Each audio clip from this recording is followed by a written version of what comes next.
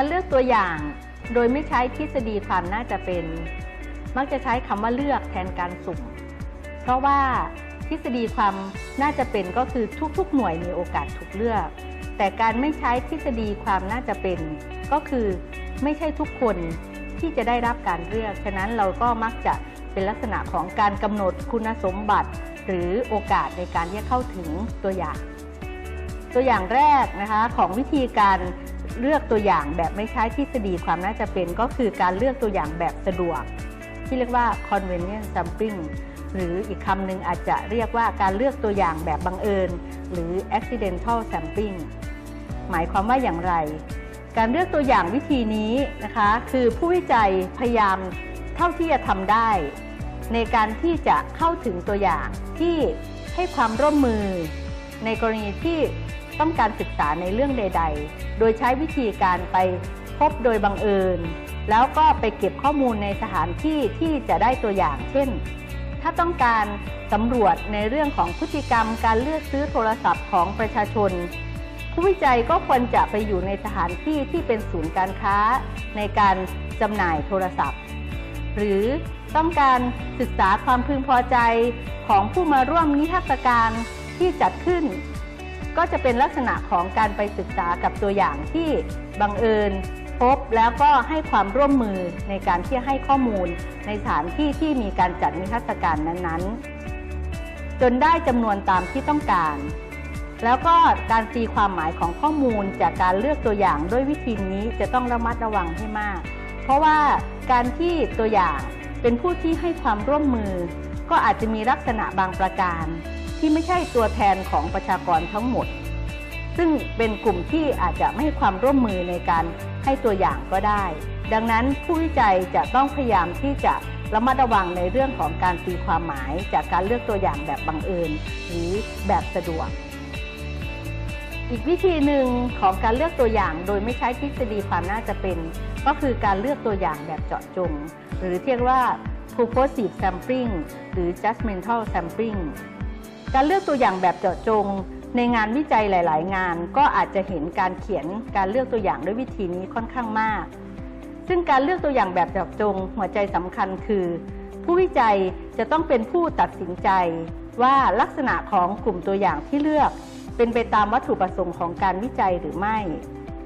การเลือกตัวอย่างแบบเจาะจงจะต้องอธิบายคุณสมบัติของผู้ที่จะมาให้ข้อมูลว่าเป็นผู้ที่มีความรอบรู้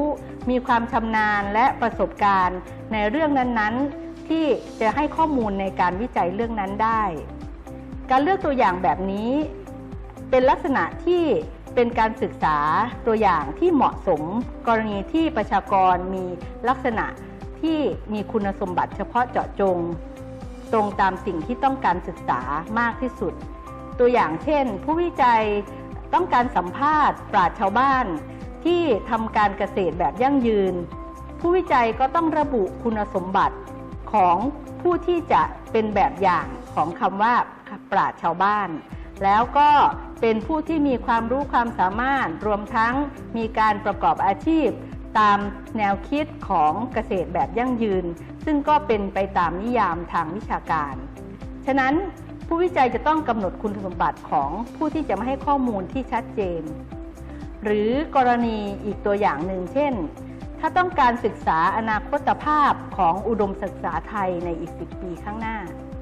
ผู้ที่จะมาให้ข้อมูลในเรื่องของอนาคตภาพของอุดมศึกษาไทยได้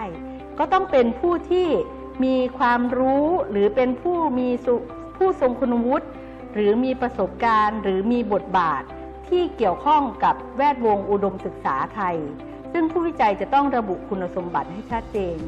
นอกจากนี้อาจจะพิจารณาไปถึงผู้มีส่วนได้ส่วนเสียในการจัดการอุดมศึกษาไทยนอกจากเป็นอยู่ในแวดวงของทางด้านการศึกษาแล้วเช่นเป็นผู้ประกอบการซึ่งเป็นผู้ใช้บัณฑิตที่จะเป็นผู้ให้ข้อมูลในการวิจัยเรื่องนั้นสรุปการเลือกตัวอย่างแบบเจาะจงผู้วิจัยจะต้องกำหนดคุณสมบัติของผู้ให้ข้อมูลตามที่เจาะจงไว้ให้อย่างชัดเจนค่ะการเลือกตัวอย่างแบบโควต้าหรือเรียกว่าโควต้าแซมปลิ้งนะคะเป็นการเลือกตัวอย่างใช้ในกรณีที่ไม่มีกรอบตัวอย่างอย่างชัดเจน แต่ผู้วิจัยอาจจะมีภาพของลักษณะประชากรในเบื้องต้นอย่างคร่าวๆการเลือกตัวอย่างจึงคำนวณถึงสัดส่วนของประชากรที่ทราบในเบื้องต้นเช่นอาจจะเป็นสัดส่วนในเรื่องเพศอายุหรือคุณสมบัติอื่นๆแล้วจึงเลือกตัวอย่างตามโควต้าที่ผู้วิจัยได้กำหนดไว้ตัวอย่างเช่นเมื่อผู้วิจัยพิจารณาลักษณะของประชากรแล้วผู้วิจัยต้องการตัวอย่างที่เป็นเพศชายที่มีอายุ50 ปีขึ้นไป100 คนผู้วิจัยก็จะเก็บตัวอย่างคนที่มีอายุ50 ปีขึ้นไปจนครบ100 คนซึ่งในกรณีนี้ที่เรียกว่าการเลือกตัวอย่างแบบโควต้า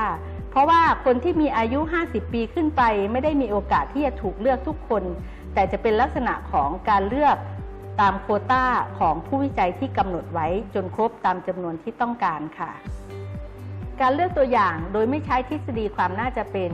อีกเทคนิควิธีหนึ่งคือการเลือกตัวอย่างโดยวิธีบอกต่อหรือที่เรียกว่า snowball sampling ที่มาจากการเล่นหิมะของเมืองหนาวซึ่งเริ่มจากหิมะก้อนเล็กๆเมื่อกลิ้งไปเรื่อยๆก้อนหิมะก้อนนั้นก็จะมีขนาดใหญ่ขึ้นเรื่อยๆเนื่องจากมีการพอกพูนของหิมะตามขนาดไปเรื่อยๆนะคะซึ่งวิธีการนี้มักจะใช้กับประชากรหรือตัวอย่างที่หายากหรือมีจำนวนน้อยหรือเป็นตัวอย่างที่ไม่ต้องการเปิดเผยตัวตนรวมทั้งผู้วิจัยไม่ทราบจำนวนที่แน่นอนหรือผู้วิจัยไม่สามารถจะเข้าถึงตัวอย่างได้โดยตรงจึงใช้เทคนิควิธีบอกต่อในการวิจัยซึ่งในการวิจัยที่ใช้เทคนิควิธีการเลือกตัวอย่างแบบบอกต่อมักจะเป็นวิธีวิจัยเชิงคุณภาพการได้มาของกลุ่มตัวอย่างก็จะเริ่มจากผู้ที่ชี้นำเริ่มต้นด้วยคนที่พาเข้าสู่พื้นที่เพียง 2-3 คนซึ่งตัวอย่างกลุ่มนี้ก็จะแนะนำตัวอย่างคนอื่นต่อไปเรื่อยๆตัวอย่างเช่นงานวิจัยเชิงคุณภาพเรื่องกระบวนการเข้าสู่อาชีพการเป็นขอทานผู้วิจัยคงไม่สามารถที่จะไปเก็บข้อมูลกับขอทานคนใดได้โดยตรงฉะนั้นผู้วิจัยก็อาศัยการตีสนิทสร้างสัมพันธภาพกับขอทานคนแรกที่มีความคุ้นเคยกันแล้วซึ่งขอทานท่านนั้นก็อาจจะพาผู้วิจัยไปแนะนำในการที่จะให้เลือกตัวอย่างคนอื่นๆต่อไปเรื่อยๆจนกระทั่งผู้วิจัยได้ข้อมูลครบถ้วนตามที่ต้องการลักษณะเช่นนี้เรียกว่าเป็นการเลือกตัวอย่างโดยใช้วิธีการบอกต่อ